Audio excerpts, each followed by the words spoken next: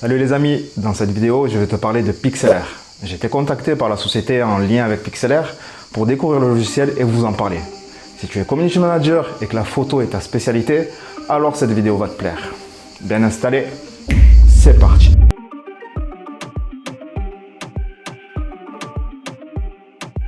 Alors Pixlr, qu'est-ce que c'est? C'est un logiciel de retouche photo en ligne. Donc pas besoin d'une machine surpuissante pour le faire tourner. Si tu es photographe amateur et même pro, je pense que le logiciel va te plaire. Alors attention, moi je parle avec mon œil de social media, ayant quelques bases sur Photoshop. J'ai pu tester Pixlr/E pendant quelques jours et franchement c'est plutôt pas mal. Dans cette vidéo, on va s'attarder seulement sur les avantages et inconvénients de Pixlr et même quelques aspects du logiciel. Je vous prépare une autre vidéo plus longue où on ira bien plus loin dans le logiciel.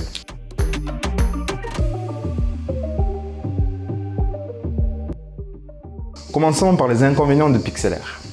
Après avoir testé le logiciel pendant quelques jours, le principal inconvénient, selon moi, réside dans sa prise en main. Tout comme la suite Adobe, il vous faudra un peu de temps avant de maîtriser le logiciel parfaitement. Et encore, je trouve pas que ce soit réellement un inconvénient, parce que ça reste normal en fait. On n'apprend pas la photo du jour au lendemain. Autre point noir, c'est le fait de ne pas pouvoir enregistrer ses créations ou retouches dans le cloud. Un peu comme sur Canva. Lorsque j'ai essayé le logiciel, j'ai commencé sur mon Mac et j'ai voulu finir tranquille posé dans mon canapé avec mon PC portable. En me connectant à partir de mon PC, j'ai vu que les créations n'étaient pas là. En fait, il faut sauvegarder ces créations sur une clé USB ou bien sur le cloud. Pour ma part, c'est Google Drive et les télécharger sur la machine avec laquelle tu veux bosser. Des fois, j'ai l'impression de ne pas être très clair, donc n'hésite pas à me le dire.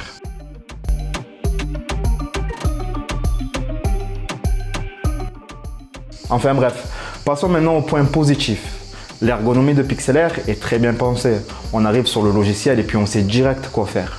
Les petites pop-up qui apparaissent lorsque tu passes ta souris sur un outil, c'est top pour aider les débutants. Les différents prix plutôt accessibles et surtout sans engagement contrairement à la suite Adobe. La communauté et les vidéos tutos disponibles sur YouTube et leur propre site. D'ailleurs, retrouvez la chaîne en description de cette vidéo.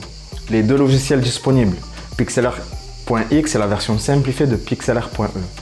Le fait que le logiciel soit en ligne, donc pas besoin d'avoir un ordi à 1500 € pour pouvoir l'utiliser. Je pense que j'ai tout dit et encore si j'oublie des trucs, je le préciserai en description.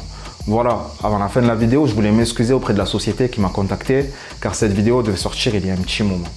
Retrouvez le lien affilié de cette vidéo dans la description si vous souhaitez découvrir Pixlr ou encourager ma chaîne ou même faire les deux.